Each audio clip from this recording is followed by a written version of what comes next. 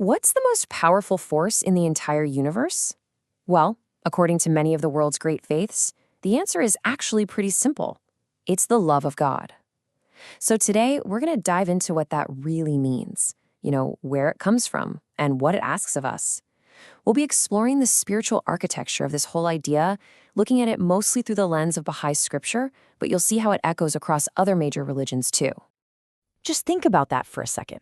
This one line completely reframes the entire relationship between a creator and, well, us. It's not about power. It's not some cosmic accident. It's telling us that our very existence is the result of a divine affection that was already there. It's an incredible idea that you were created because you were first loved. Okay, so if love is the actual reason for creation, then where does all the love that we experience in the world come from? The love for our families, for art, for humanity. Where does it all start? Well, the scriptures suggest it all flows from one single divine source. And this isn't just a Bahá'í idea. It's a total cornerstone of Christianity and Islam as well. This divine love is described as the fundamental creative force of the universe. So it's not just an emotion like we think of it, it's the actual energy that brings everything into being and keeps it going. This is so central in Islam, for instance, that one of God's most beautiful names is Al-Wadud, which literally means the all-loving. The writings break this down into a kind of four-step flow, almost like a spiritual circuit. Step 1, it flows from God in the very act of creation. Step 2, it's what inspires our attraction to beauty, in art, in nature, even in acts of kindness and philanthropy. Now, the third step is a little more mystical. It's described as God's love for his own qualities, which he sees reflected back at him in the mirror of creation. And then, the final step closes the loop, our love flowing from our hearts back towards its original source, a complete cosmic circuit of love. So, if this incredible divine love is constantly flowing towards us, what's our part in all this? What's our response supposed to be? Well, it's not just about passively feeling loved. It's actually presented as the first and greatest commandment across the Abrahamic faiths. This quote really gets right to the heart of it. You see, across the scriptures, love for God isn't treated as just some warm, fuzzy feeling. It's an active commitment. The proof of love from this point of view is in what you do. It's in your actions, in following that divine guidance.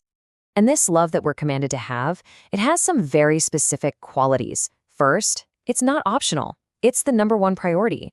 It demands that we completely reorder our lives, placing this love above everything else, even our love for ourselves. It's an all-in kind of thing. It requires your whole heart, your whole soul, your whole mind. And like we just saw, it's ultimately measured by your deeds, not just your words. This brings us to a really fascinating paradox that's right at the center of this relationship. It's described as mutual, a two-way street, but it's also deeply, profoundly asymmetrical. So God and humanity love each other, but it's not in the same way, and it's definitely not on the same scale. The best way to get your head around this is with a metaphor. Think of God's love as this vast, infinite ocean. It's the source, it's creative, and it's totally unconditional. Our love, on the other hand, is responsive. It's more like a mirror reflecting the light of the sun. It's finite, it's reciprocal, and it's ultimately a response to a love that was already there for us. We love because we were first loved. Okay, but all of this leads to a huge practical and philosophical question, right? If God is this infinite, unseen, unknowable essence, how can we, as tiny, finite beings, actually love him? How in the world do you love something that's totally beyond your comprehension? I mean, this is the fundamental challenge for pretty much every spiritual path out there. How does the finite human heart connect with an infinite reality? How do you build a real, personal, loving relationship with an essence that is, by definition, beyond our senses and way beyond our intellect? And the answer that the scriptures give is, well, it's actually incredibly elegant and direct. The bridge between the unknowable creator and the human who wants to know him is the manifestation of God, the messengers, the prophets. This verse from the Gospel of John just captures the whole idea perfectly. Jesus is saying that to see him is to see the Father.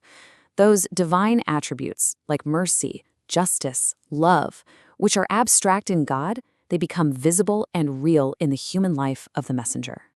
So these messengers, figures like Krishna, Buddha, Moses, Jesus, Muhammad, and Baha'u'llah, they play this absolutely critical role. They act as perfect mirrors that reflect the qualities of God in a way we can actually understand and connect with.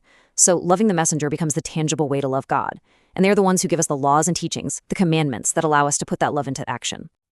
Now, everything we've talked about so far is building towards this one final, and let's be honest, probably the most challenging stage in this whole journey of love, a complete transformation of the self. It's what the source material calls a truly selfless love.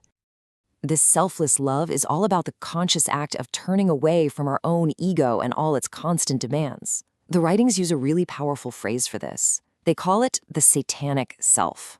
Now, they don't mean some literal demon with horns. They mean that internal pull of our own selfish desires. That voice inside us that's always asking, what about me? Overcoming that is the great human struggle. And to achieve selfless love is to consciously align our will with the will of God. That right there is the very essence of faith. And that is the ultimate spiritual challenge. It requires a kind of detachment from everything else. Now, that doesn't mean we stop loving our families or the world. It means our ultimate attachment, the very anchor of our heart, is fixed on the divine. It's about making sure our love for creation is just an expression of our love for the Creator, not a rival to it. And we'll end on this final, really thought-provoking quote. It completely flips our ideas of wealth and poverty on their head. It suggests that true richness isn't about what you have in the bank, but about this connection of love with the Creator. And without that connection, you're truly poor, no matter what else you might possess. So it leaves us with one final question to ponder. What is the true orientation of your heart?